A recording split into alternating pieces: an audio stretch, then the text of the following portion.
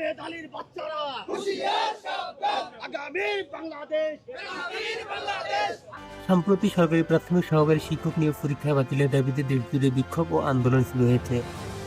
প্রশ্নপত্র ফাঁস ও নিয়োগ প্রক্রিয়া অনিয়মের অভিযোগ তুলে পরীক্ষার্থীরা আজ বিভিন্ন স্থানে মানববন্ধন ও বিক্ষোভ কর্মসূচি পালন করেন।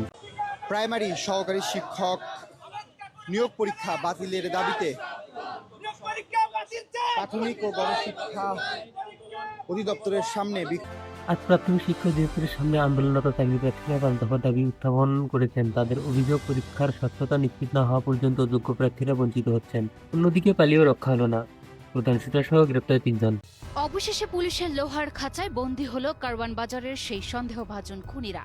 অন্ধকারে পুলিশ জানায়, রাজধানীর কারওয়ান বাজারের স্বেচ্ছাসেবক দলের নেতা আজিজুর রহমান মুসাদ্দির হত্যাকাণ্ডের প্রধান শুটার সহ 3 জনকে গ্রেপ্তার করেছেন পুলিশ। গভীর রাতে মানিকগঞ্জ ও গাজীপুর অভিযান চালিয়ে তাদের আটক করা হয়। তথ্যসূত্র নিউজ 24।